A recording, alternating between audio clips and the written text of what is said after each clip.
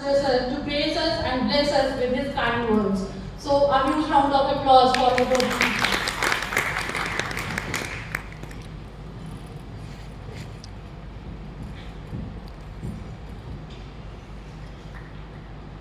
YRC के हमारे state coordinator Shri Rohit Sharma ji, Kurukshetra विश्वविद्यालय के dean student welfare professor AR Chaudhary, हमारे YRC के coordinator professor DS Rana ji, बाहर से विभिन्न महाविद्यालयों से आए हुए सभी प्रिंसिपल साहिबान एवं सभी रेड क्रॉस काउंसलर्स,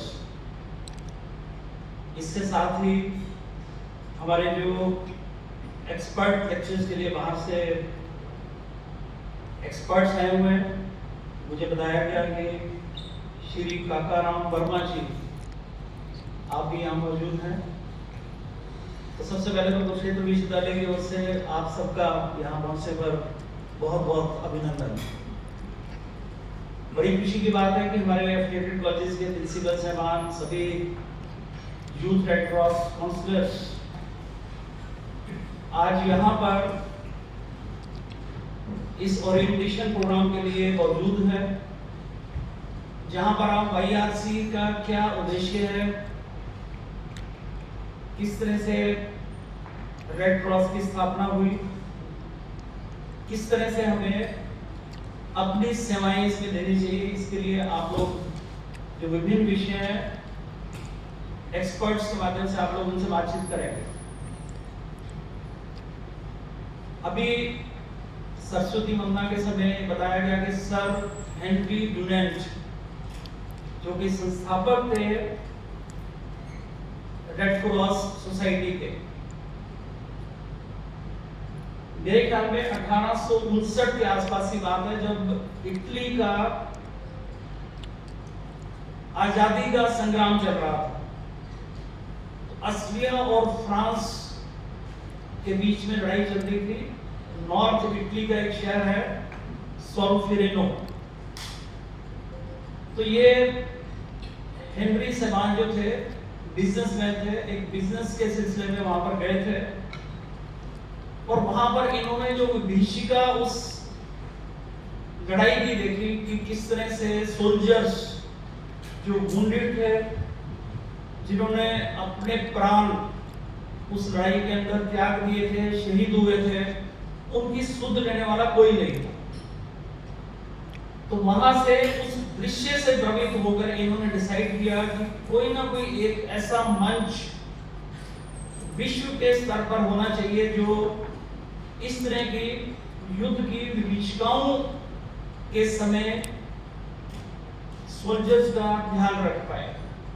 उसी चीज को ध्यान में रखते हुए इन्होंने 1863 के अंदर इंटरनेशनल रेड क्रॉस सोसाइटी की स्थापना करी और तब से लेकर आज तक निरंतर प्रगति के पथ पर अग्रसर होते हुए इस रेड क्रॉस सोसाइटी ने लगभग सभी देशों में 193 देशों के अंदर आज इसकी शाखाएं हैं विभिन्न रूपों के अंदर,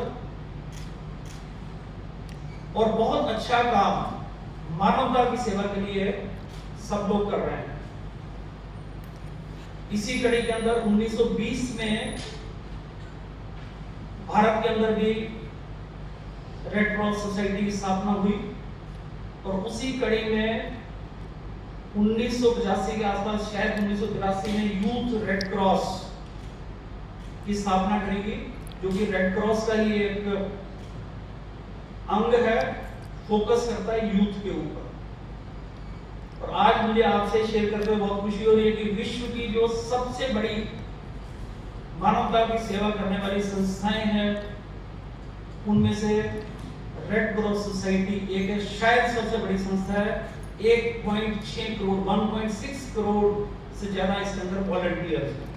इतनी बड़ी कोई दूसरी ऑर्गेनाइजेशन नहीं है। अभी मैं गूगल करके सर्च कर रहा था कि ऐसी कौन सी संस्था है जिसको maximum number of Nobel peace prizes मिले हैं। It is international red cross society, जिसके आप एक अंग हैं। Very good. इसको 3 बार नोबेल पीस प्राइज मिला है। 1917 में पहले विश्व युद्ध के समय अच्छा काम करने के लिए, मानवता की सेवा के लिए। 1944 में दूसरे विश्व युद्ध के बाद मानवता की सेवा के लिए, और 1963 में जब इसने अपने 100 वर्ष पूरे किए, 1863 में बनी थी, दोबारा से इसको तीसरी बार इसको नोबेल पीस प्राइज से सम्मानित किया गया।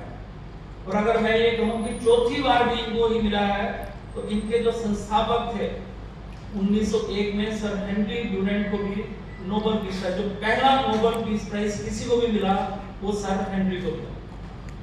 आप सब लोगों को, हम सबको गर्व होना चाहिए कि हम एक ऐसी संस्था के साथ जुड़े हैं जिसका अपना इतिहास बहुत शानदार है। ये गौरवान्वित करने वाला है। ऐसा कोई व्यक्ति, ऐसी कोई संस्था दूसरी नहीं है जिसको कभी भी 2 बार से ज्यादा किसी भी तरह का नोबेल प्राइज मिला हो। आप फिजिक्स की बात करें, केमिस्ट्री की बात करें, पीस प्राइजेस की बात करें, संस्था की बात करें, इंडिविजुअल की बात करें, किसी को भी इस तरह का सम्मान इतिहास के अंदर आज तक प्राप्त नहीं हुआ। अभी हम देखें कि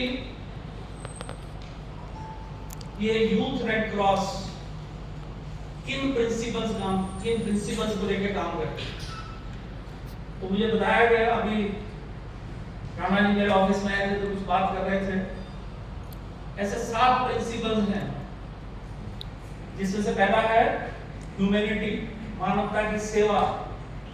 कोई भी नेचुरल या मैन मेड डिजास्टर हो, 2 देशों के बीच का वॉर गया है, मैन मेड डिजास्टर।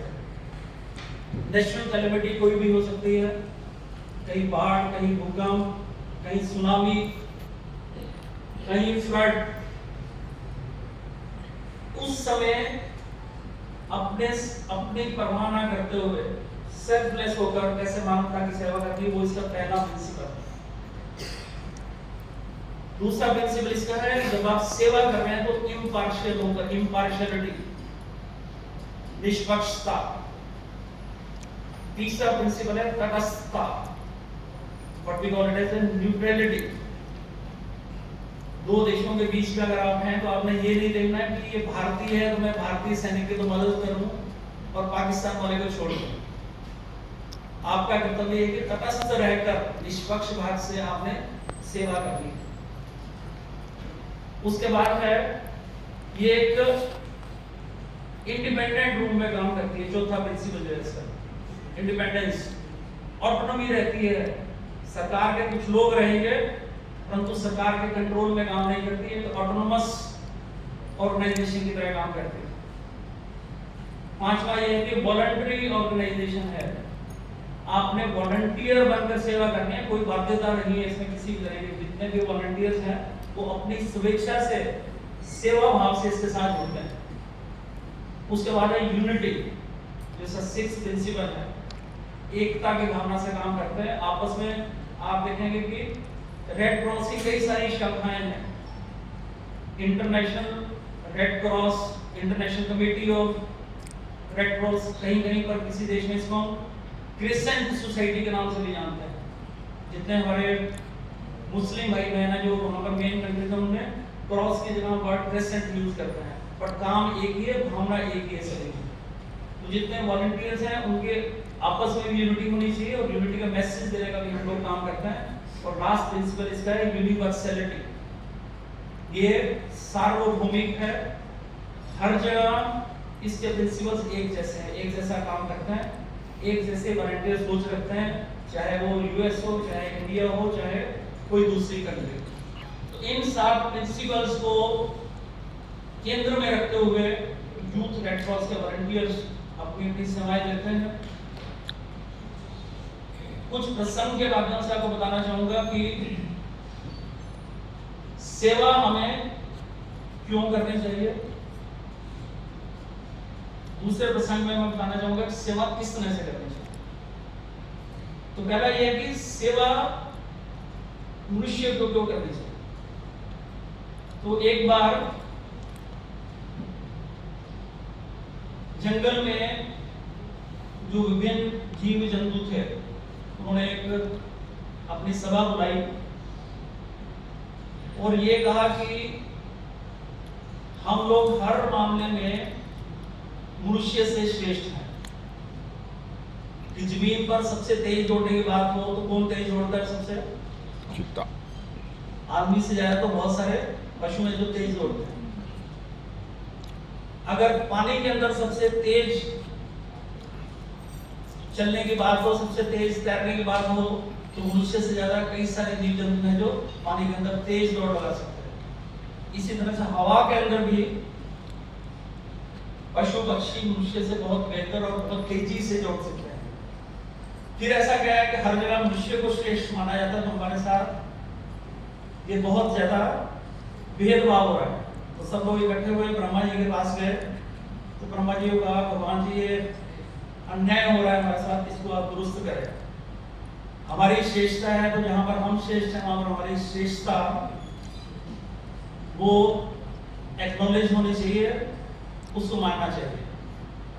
तो ब्रह्मा जी ने कहा कि आप बिल्कुल ठीक कह रहे हैं कि पृथ्वी, गगन, जल, इसके अंदर तो आप श्रेष्ठ हैं ही, परंतु फिर भी मनुष्य आप सबसे ज्यादा श्रेष्ठ है। तो कहने लगे वो कैसे? कहते कि आप लोग क्या करते हैं कि आपका कोई बच्चा है छोटा, तो आप लोग उसकी केयर करते हैं थोड़ी बहुत, कुछ समय तक, उसके बाद आप उसको भी छोड़ देते हैं। केवल मनुष्य एक ऐसा है जो कि ना केवल अपने बच्चों की, वो दूसरे के प्रति भी सेवा भाव की संवेदना रखता है। क्योंकि उसमें ये संवेदना है, इसीलिए वो सर्वश्रेष्ठ है। इसीलिए क्योंकि हमारे को ये गुण परमात्मा ने दिया है, भगवान ने दिया है, इसीलिए हमारे को इस सेवा भाव का प्रयोग करते हुए, जो हमारे अंदर निहित है उसको पहचानते हुए, हमें जहां तक संभव हो समाज के लिए इस भाव का प्रकटीकरण करते हुए सेवा करनी चाहिए। गांधी जी ने भी कहा, और जितने भी बड़े बड़े श्रेष्ठ पुरुष हुए, विवेकानंद जी ने भी कहा कि अगर सच्चा सुख आपको कहीं मिलता है तो केवल सेवा करने में मिलता है। बाकी सब सुख जो है वो क्षणिक हो सकते हैं, परंतु सेवा का सुख ऐसा है जो आपकी अंतरात्मा तक जाकर आपको एक सच्चा आनंद की अनुभूति कराता है। एक दूसरा प्रसंग बताऊंगा कि सेवा किस तरह से करनी चाहिए। एक रोड एक्सीडेंट हुआ, मोटरसाइकिल पर दो युवक जा रहे थे, सामने से आ रही कार के साथ भिड़ंत हुई, दोनों युवक बुरी तरह से जख्मी हुए। एक युवक इससे पहले कि हॉस्पिटल पहुंचा पाते उसने वही काम तोड़ दिया और दूसरे को हॉस्पिटल में लेकर आए। तो जिसको हॉस्पिटल में लेकर आए तो वहां पर कुछ देर बाद उसका फादर पहुंचता है, जो कि एक पॉलिटिकल लीडर है, अच्छा प्रभाव रखता है। और आने के बाद वो वहां का जो स्टाफ था जो कि तैयारी कर रहा था, जो कि डॉक्टर को कॉल कर चुके थे कि इमरजेंसी आप आइए, उनके ऊपर बहुत बुरी तरह से बिगड़ता है कि मैं देख लूंगा सबको, आप लोग देर कर रहे हो, अगर मेरे बच्चे को कुछ हो गया तो मैं छोड़ूंगा नहीं। Like this he was reacting. Doctor साहब क्यों नहीं आए, लेट हो रहे हैं। इतनी देर में डॉक्टर साहब आते हैं तो डॉक्टर साहब के ऊपर भी वो चिल्लाता है कि आपने देरी करी आने में, मैं देख लूंगा आप सबको। डॉक्टर साहब बिना रिएक्ट किए हुए ऑपरेशन थिएटर में जाकर उस जख्मी युवक का इलाज करते हैं, ऑपरेशन करते हैं। और आधे पौने घंटे बाद जब बाहर निकलते हैं तो शख्स उनसे पूछता है कि कैसा है, तो उन्होंने कहा कि your son is now out of danger, don't worry, और ये कहकर चले जाते हैं। वो महाशय तब भी चीखते चिल्लाते रहते हैं कि मेरे साथ आप लोगों ने बड़ी ज्यादती करी। तब वहां पर जो स्टाफ नर्स ड्यूटी पे थी उसने कहा कि आप लोग शांत रहें, आपको पता नहीं है डॉक्टर साहब कौन है और किस परिस्थिति के अंदर यहाँ पर आए हैं। तो स्टाफ ने उनको ये बताया कि वहां पर जो दूसरा युवक था जिसने दम तोड़ दिया वो इन डॉक्टर साहब का बेटा था। उसके बावजूद भी ये पूरे समर्पण भाव से, सेवा भाव से यहाँ पर आपके बच्चे की जान बचाने के लिए उपस्थित हुए हैं। आप सोचिए कि वो किस तरह के शख्स हैं। तो इस तरह से हमारा भाव होना चाहिए कि जहां पर बिल्कुल अपने लिए कोई सोच नहीं, सेल्फलेस होकर आपने पूरे समर्पण भाव से सेवा देनी। यही चीज इसके प्रिंसिपल्स के अंदर निहित है। एक और प्रसंग के माध्यम से बताना चाहूंगा कि बिना किसी रिटर्न की इच्छा किए हुए, हम लोग कुरुक्षेत्र से हैं, गीता की जन्मस्थली है, कर्मण्येवाधिकारस्ते मा फलेषु कदाचन में विश्वास करते हैं कि हमारा अधिकार केवल कर्म करने में है, उसके फल की इच्छा पे नहीं, उसके फल में हमारा कोई अधिकार नहीं। तो एक कोई बुजुर्ग व्यक्ति थे, ऑफिस से आते जाते समय घर के लिए फल खरीदते थे रेडी वाले से। तो वो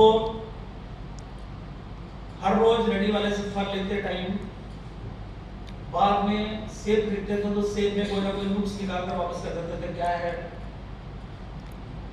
कहने के बावजूद भी आप ये फल खराब डाल देते हो, मैं नहीं लेता, रखो इसको अपने पास। और हर रोज वो बिगड़ते थे और खरीदते उसी थे। तो उसके साथ वाला जो रेडी वाला था वो एक दिन से पूछता है कि ये व्यक्ति हर रोज आप पे बिगड़ता है, आते आप इसको बना क्यों नहीं करते? कुछ भी थोड़े ना आपने इसको फल देना है। तो रेडी वाला कहता है नहीं ऐसा नहीं है बाबूजी, बहुत अच्छे हैं, ये मुझे पता है कि किस भाव से फल मेरे को वापस करते हैं। कहता है वो फल खराब नहीं होता, इनका भाव ये है कि गरीब व्यक्ति है, मेरे तो सेब मैंने खरीदे, पता नहीं खुद भी खाता है कि, तो ये ध्यान में रखते हुए मेरे को एक दो सेब बाहर निकाल के दे जाते हैं। क्या बात है। क्योंकि ये कभी संतरा खरीदते तो संतरे में भी नुक्स निकाल के वापस करते हैं। तो फिर वो रेडी वाला क्या कहता है पर दूसरे वाला जो था कहता है फिर तो ये कुछ ज्यादती कर रहा है उनके साथ, तो धोखा कर रहा है कि उन्होंने 2 किलो सेब लिए, 2 तेरे को वापस कर दिया, तुझे पता है वापस करेंगे, तो इसका मतलब जो चीज तेरी नहीं है तू उसको ले रहा है उससे। वो कहता नहीं ऐसा नहीं है, क्योंकि मुझे पता है कि मेरे को वापस करते तो मैं शुरू से ही 1-2 पर ज्यादा डालता हूँ, और वो 1 किलो लेते तो मैं 2 सेब ज्यादा रखता हूँ। Good good. यानी कि वो रेडी वाले का भी भाव क्या है कि मुझे अन्यथा जिस पर मेरा अधिकार नहीं, मुझे लेना नहीं। और उनका भाव क्या है जो खरीद रहे हैं कि बिना इसको बताए हुए, बिना इसको पता लगे हुए, बिना किसी वापसी की इच्छा से मैंने इसको कुछ देना है। तो इस तरह से हम लोग अगर सेवा का भाव रखते हैं, सेवा करते हैं, तो मुझे लगता है कि हम जो यूथ रेड क्रॉस के प्रिंसिपल्स हैं, सिद्धांत हैं, उनको पूरी तरह से अपने जीवन में पालना करेंगे। और आपके माध्यम से हमारे जो स्टूडेंट वॉलंटियर्स, आज इनमें से प्रिंसिपल साहब कितना है हमें प्लीज, तो काफी संख्या में अंदर प्रिंसिपल्स हैं, जितने हमारे esteemed faculty members as YRC counsellors यहाँ पर मौजूद हैं, तो आपके माध्यम से स्टूडेंट्स के अंदर भी इस तरह का सेवा भाव अवश्य उत्पन्न होगा। तभी हम जो हमारी शिक्षा का मेन मकसद है, अभी हमने नेशनल एजुकेशन पॉलिसी 2020 को इम्प्लीमेंट किया है। I am happy to share with you that Kurukshetra university is the first